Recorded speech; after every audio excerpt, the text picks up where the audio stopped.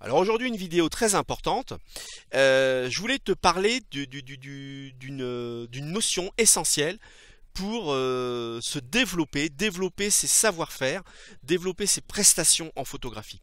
Et tu vas voir que cette solution peut débloquer différents points clés chez toi qui sont essentiels. L'élément que je vais te présenter, ça n'a rien à voir justement avec le discours ambiant qui cherche à prôner l'idée que pour continuer à développer tes compétences, ou pour développer tes compétences, que tu sois dans une phase d'apprenant ou que tu sois confirmé, ce qu'il faut faire, c'est absolument acheter du matériel performant, c'est-à-dire acheter le boîtier le plus haut de gamme de ta marque préférée, c'est acheter des optiques très haut de gamme, et tu vas voir que comme par magie, derrière, tout va suivre. Moi, je ne pense pas du tout comme ça. Je sais que mon discours n'est pas du tout sexy, n'est pas nécessairement d'ailleurs même le discours que toi t'aurais envie d'entendre. Évidemment, on aurait tous envie d'entendre, on aurait tous envie d'entendre parler de quelqu'un qui sort une solution magique de son chapeau et qui du jour au lendemain fait qu'on devient un super photographe. Eh bien, je suis désolé si tu crois ça. Eh bien, malheureusement, ça va pas être possible. Le mieux, c'est que tu zappes ma vidéo. Parce que moi, ce que je m'apprête à te dire, c'est radicalement en opposition avec ça. Pour moi, si tu veux aller de l'avant, si tu veux développer tes compétences, ce qu'il faut que tu fasses, c'est que tu développes un avantage comparatif.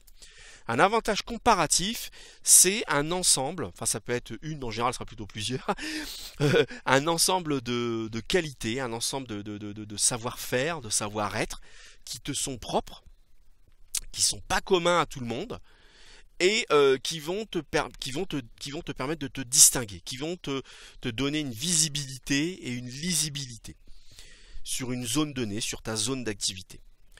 Ces compétences vont consister finalement, c'est ça qui va faire ton image de marque. Alors justement, comment dirais-je, un désavantage comparatif que nous, parce qu'à la base, moi, je viens de l'infographie, qu'on a tendance à développer, c'est de tout croire que tout passe par un super logo, une superbe identité visuelle. Bon, ça, je trouve que c'est un travers que l'on développe à la force de chercher à vendre justement des logos et des chartes graphiques à des clients.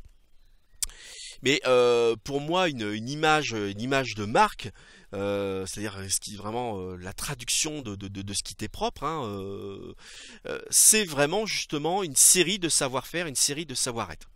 Ces savoir-faire, ces savoir-être, ils vont être issus de tes précédentes expériences, qui peuvent être, qui souvent, qui peuvent ne rien avoir à voir avec la photographie, Et, par exemple, si tu viens de la vente, tu vas être sensibilisé au parcours client, tu vas être sensibilisé à la construction de la valeur perçue par tes clients de tes prestations.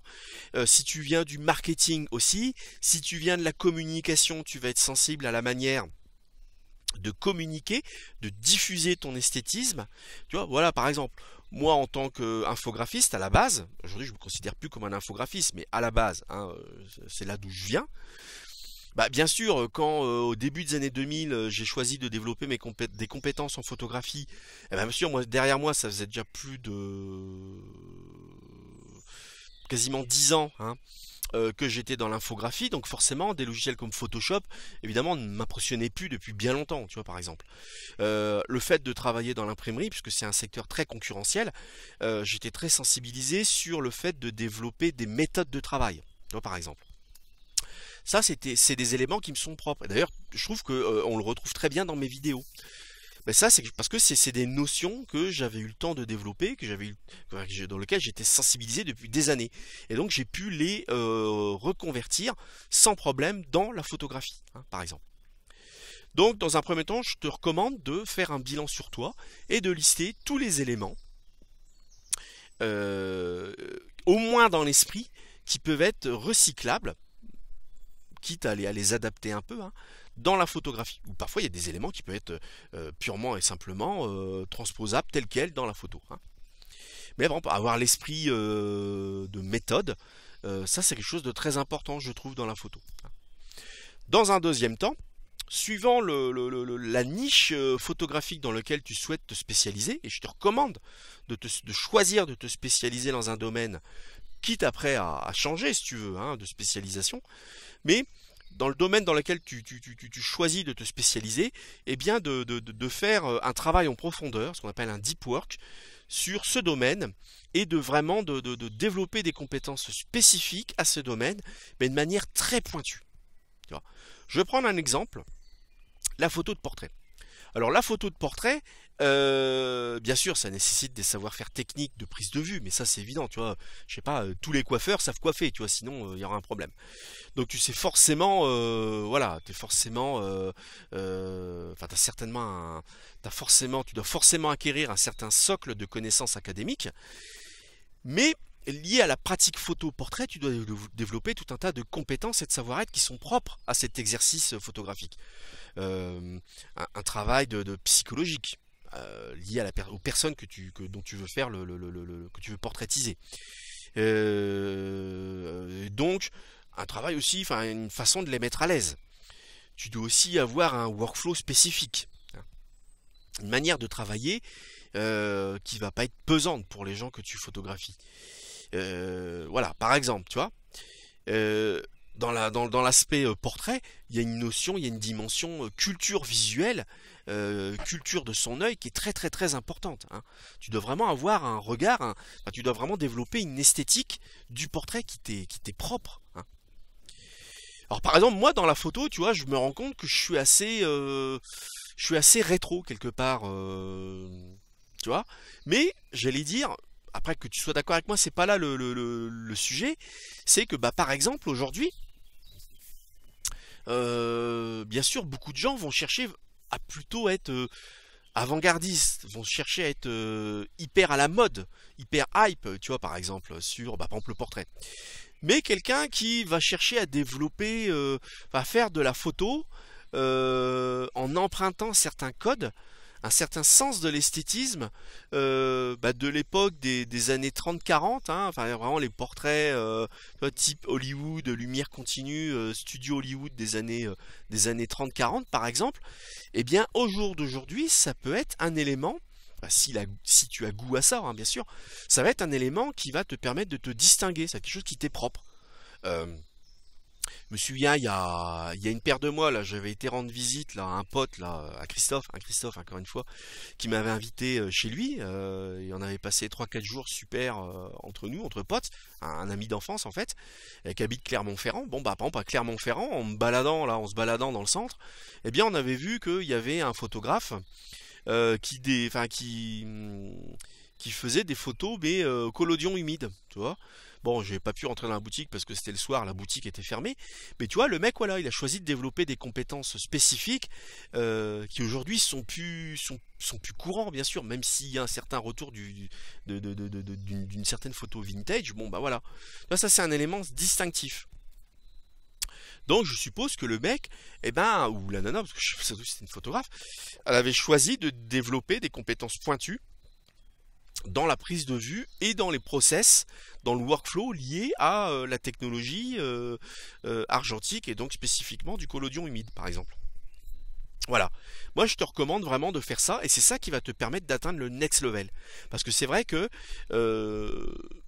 souvent, à un moment donné, on veut progresser, mais on sent qu'on bute sur un plafond de verre, comme on dit, mais on n'arrive pas à savoir où est la difficulté. Et encore une fois, bah, la fausse solution consiste à penser bah, qu'il faut s'équiper de matériel haut de gamme, et que voilà, après, bien sûr, tout va se déverrouiller de soi-même, et que voilà. Alors que non, pas du tout.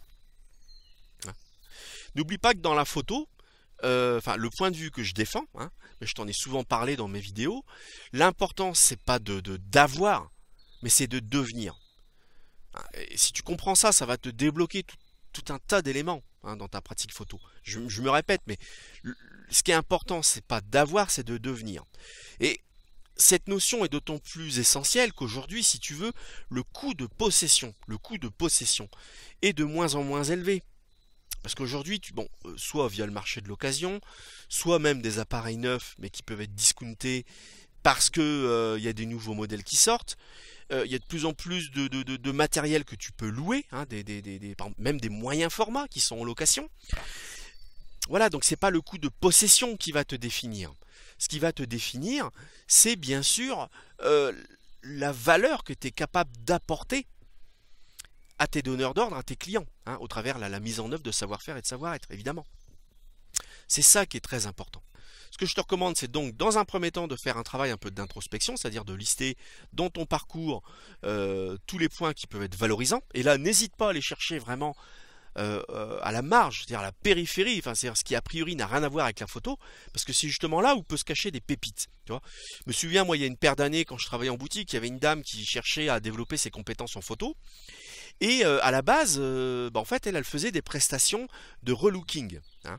À la base, elle venait je sais pas comment dire ça, là. Enfin, elle était maquilleuse, quoi. Donc ça, tu penses bien que c'est des compétences, enfin, qui ont une valeur certaine, justement, si tu veux faire de la photo de portrait ou de la photo corporate, et photos d'entreprise, photos de dirigeants d'entreprise. Bon bah si tu as des notions, si tu es déjà très pointu, si tu as déjà une longueur d'avance sur le travail du look, le travail de l'image, tu es déjà toi-même en mesure de faire des make-up, des maquillages adaptés suivant la morphologie des visages des gens, bon bah ça c'est une compétence que tu vois, moi je pourrais pas développer comme ça du jour au lendemain. Donc tu vois, c'est pour ça que c'est des choses très importantes, c'est ça qui va te distinguer de tes concurrents en fait. Hein. Donc vraiment, je te conseille de t'intéresser chez toi ce qui peut être très difficilement duplicable par d'autres, tu vois. Euh, par exemple, moi, tu vois, je te dis qu'à la base, je viens de l'imprimerie, mais tu vois, j'ai fait de la calligraphie, j'ai fait de la reliure. Bon, alors, a priori, dans la photo aujourd'hui, bon, ça m'amène pas grand-chose. Mais par exemple, dans la mise en page, dans l'infographie, eh ben ça clairement, moi, ça me distinguait très clairement de tout un tas de concurrents, enfin, ou de collègues infographistes. Eh bien parce que, si tu veux, j'avais une certaine culture du livre qui n'était pas commune. Bah, parce que moi, j'ai toujours été un grand lecteur.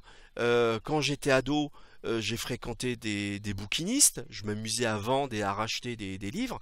J'ai même aidé un bouquiniste sur les marchés. Je lui donnais un coup de main, si tu préfères.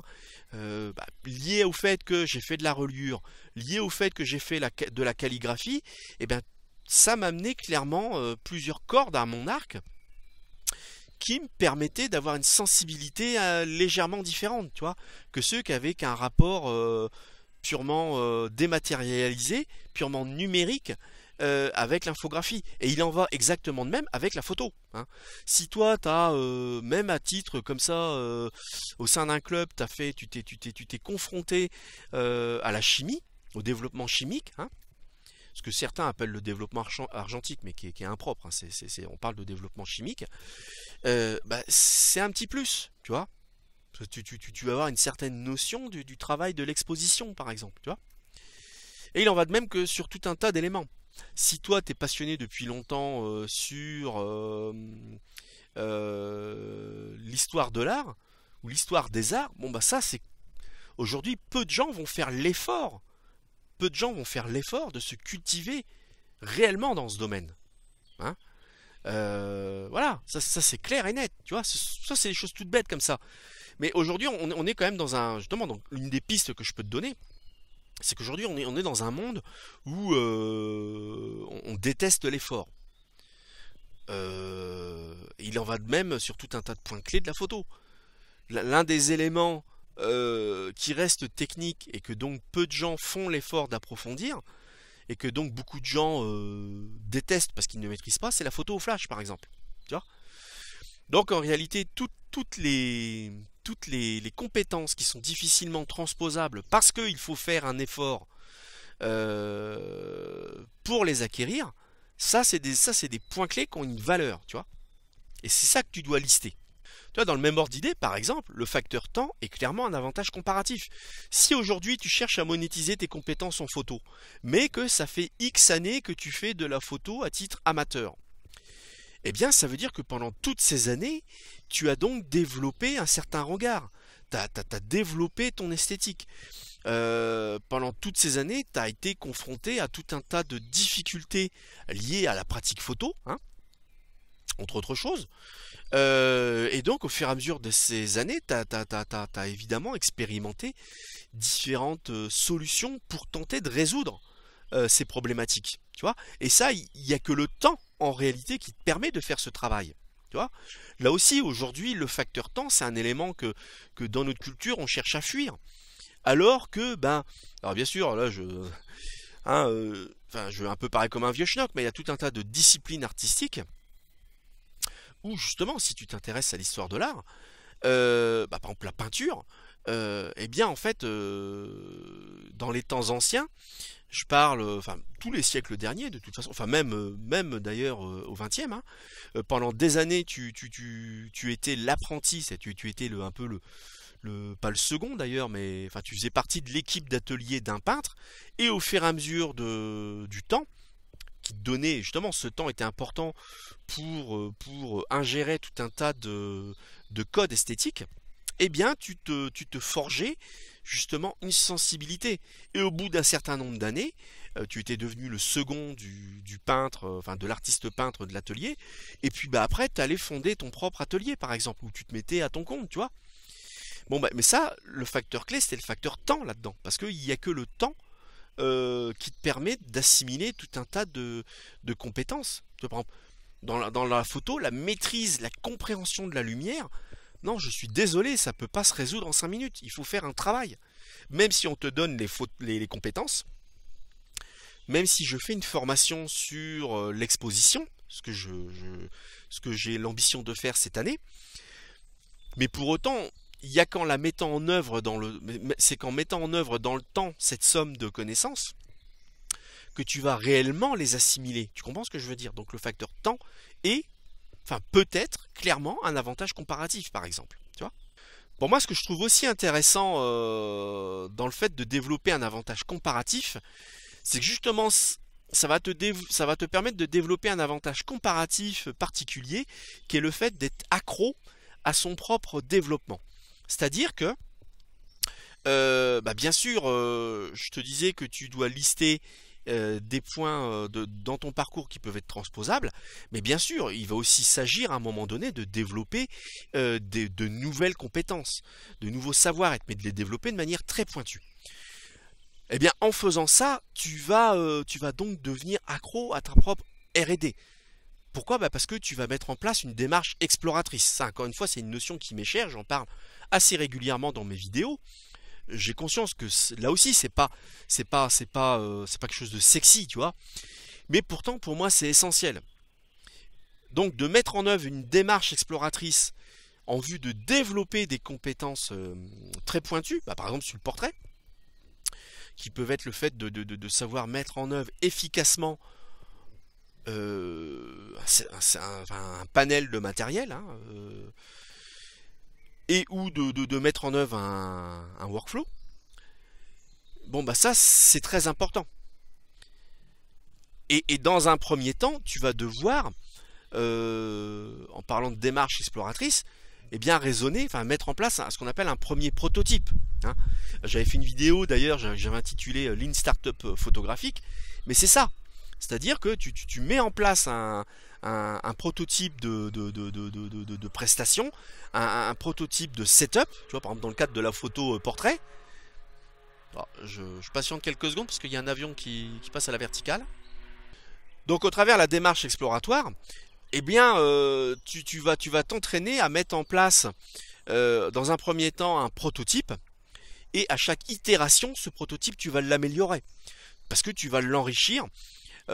Soit d'expériences précédentes que tu as validées, ou soit de nouvelles compétences, de nouveaux savoirs, de nouveaux points techniques que tu expérimentes, par exemple, tu vois.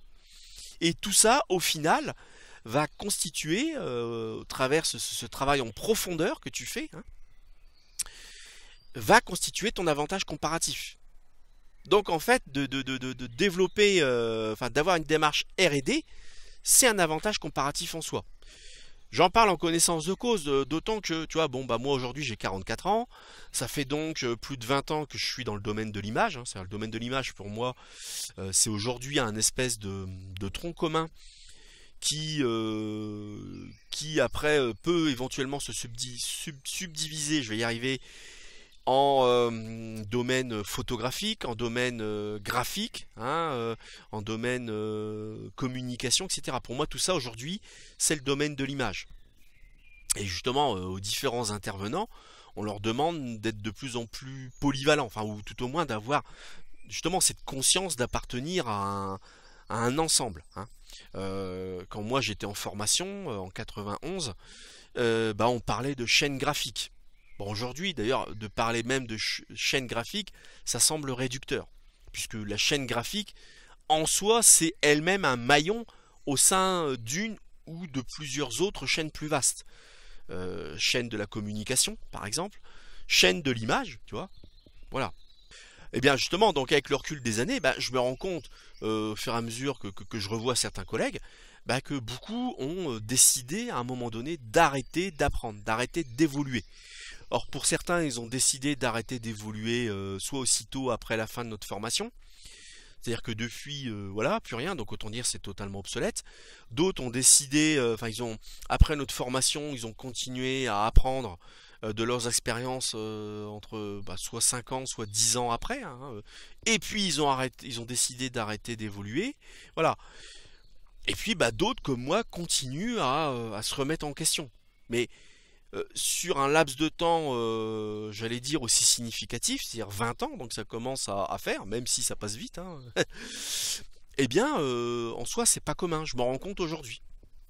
Donc ça, tu vois, pour te dire que c'est en soi un avantage comparatif. Tu vois, je sais que quand je discute avec des gens qui ont le même âge que moi et qui sont eux aussi dans le domaine soit du print ou en gros de la chaîne de l'image depuis 20 ans, bon, il y en a beaucoup, à un moment donné, ils ont décidé de poser les valises, tu vois.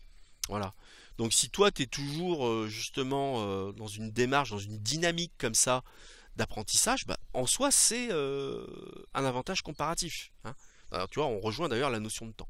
Et tu vois que tout ce que je t'ai exposé, finalement, cette notion de développer un avantage comparatif, tu vois bien qu'en réalité, ça a très peu à voir avec ce réflexe consumériste qui consiste sans arrêt à chercher à s'équiper de nouveaux matériels et à monter en gamme. Dans l'absolu, on peut pas être contre, tu vois. On peut pas dire à quelqu'un, oui, non, non, surtout cherche pas à faire évoluer ton matériel, machin. Mais si tu veux, dans l'esprit, je pense que c'est quelque chose qui n'est pas nécessairement, qui peut être contre-productif, parce que la personne, elle pense que c'est par le fait de s'acheter du matériel haut de gamme qu'elle va évoluer, alors que non, pour moi, c'est le fait d'acheter du matériel, ça peut être qu'une conséquence que de chercher à développer sciemment un avantage comparatif, mais en choisissant d'être pointu sur certains aspects, parce que c'est tout le propos de cette vidéo, c'est de dire plutôt que de se disperser, plutôt que de disperser ses moyens financiers par exemple, ses moyens en temps, vaut mieux concentrer son temps et ses moyens financiers dans le fait d'acheter du matériel pointu, dans le fait d'acquérir des compétences pointues, pour soi-même devenir pointu, tu vois, dans certaines niches, dans certaines niches de la photographie. Parce que je reviens à ce que je disais tout à l'heure, le but c'est pas d'avoir, le but c'est de devenir. Et donc pour conclure, j'aimerais citer Albert Einstein. Je vais emprunter une citation que j'avais déjà fait d'ailleurs dans une autre vidéo, mais je la trouve tellement à propos, hein, dans ce contexte là où je te parle de développer un avantage comparatif, et bien que je vais te la reciter une nouvelle fois. Je prends mes petites notes. Einstein disait: n'essayez pas de devenir quelqu'un qui a du succès, mais essayez de devenir quelqu'un qui a de la valeur. Eh bien, tu vois, développer un avantage comparatif, c'est ça. C'est de faire un effort pour de devenir quelqu'un qui a de la valeur, une valeur perçue auprès de ses clients, auprès de ses donneurs d'ordre. Une fois de plus, merci d'être resté jusqu'à la fin. Je te souhaite bien le bonjour chez toi. Fais de belles photos, là, que c'est les beaux jours qui reviennent enfin. Et puis, nous, on se dit dans une prochaine vidéo. Alors, comme d'hab, n'hésite pas à partager auprès d'un collègue auprès de qui ça pourrait